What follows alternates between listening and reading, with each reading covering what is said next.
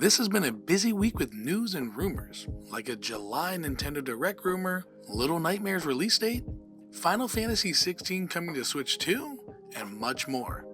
Welcome to Next Play. Now let's get into it.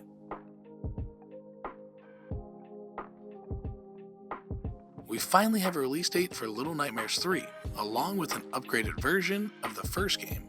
Both games will be coming to Switch 2 October 10th, and both look to keep the creepy, atmospheric feel the series is known for. Nintendo seems to be the odd man out when it comes to the Little Nightmares Enhanced Edition. On other platforms, this would be included with the pre-order of the digital version of Little Nightmares 3. But at least we're getting the game.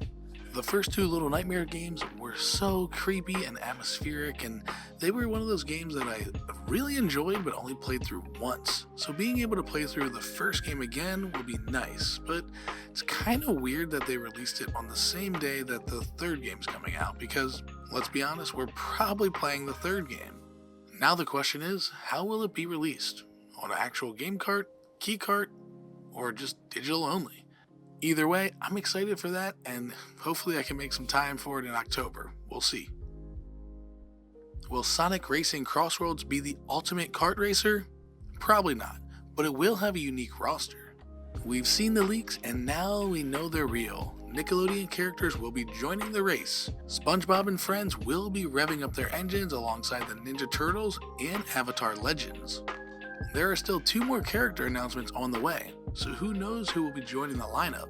I do think it's funny that they've been kind of taking shots at Mario Kart, talking about blue shells and how they won't have stuff like that will put you from first to last right away, and the fact that you can play it on any console.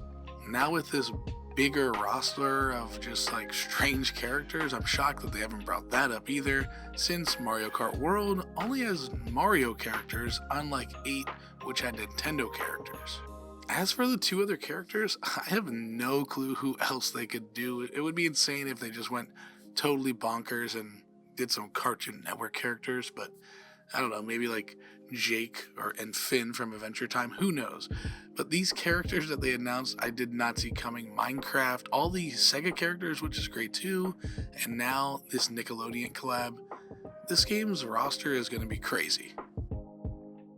Could we be seeing Final Fantasy XVI make its way to Switch 2? The series producer hinted at a possible Switch 2 release, saying that it's just Nintendo left and that he'll do his best to get it on the platform. As of late, we've been associating Final Fantasy with PlayStation, but with Final Fantasy XVI making its way to Xbox, we could see it coming to Switch 2. If Final Fantasy VII runs well on Switch 2, maybe that will help us get 16 onto the platform too, now that the Switch is powerful enough, and it's a no-brainer for sales to bring it over to a Nintendo platform. I know we've all been playing Mario Kart World, but Mario Kart 64 is on PC. This fan-made port is full of goodies. Of course, we have the base game that runs and looks better, ultra-wide support, and a track editor.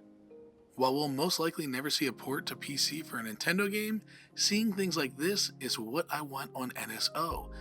It would be amazing to have track editors and just upgrades to these classic games that we love, but let's be honest, they're probably not going to do it, and sad to say, this will probably get shut down, so grab your download quick. Now time for the big news, the rumored July Nintendo Direct. Take everything I'm going to say with a grain of salt, as this is just a rumor of what one guy heard, but it's believable. Wood Hawker of the Nintendo podcast stated there will be a Nintendo Direct in July, and we'll be getting GameCube Shadow Drops, Metaphor, Death Stranding, Witcher 3, Prime 4 release date, and an Animal Crossing teaser. Also hinting that there may be more for the actual Direct, but these are just things that he knows. This lineup would be insane, and this is the kind of lineup we need for a Direct. Imagine getting big third-party games like Death Stranding, Metaphor, and Witcher, and then getting huge shadow drops of GameCube games like Pokemon Colosseum, and maybe even Metroid Prime 2. I hope this is true so we can get the Metroid Prime 4 release date, which I still think is going to be in September since there's nothing in September, and finishing with an Animal Crossing teaser would just set the community on fire. I mean, this is the stuff that we need. third-party support, which the Switch one didn't lack, but it definitely lacked the big games like your Death Strandings and Metaphors. And for the record, I will be picking Death Stranding up again. It would be my third time buying this game. It's amazing, everyone should play it, and being able to play it on the go, whether it is a dumbed down version of some sorts, would be amazing. Do you think we'll actually be getting a Nintendo Direct next month? Let me know what you think will be in the Nintendo Direct next month. Comment down below, and until next time, bye-bye.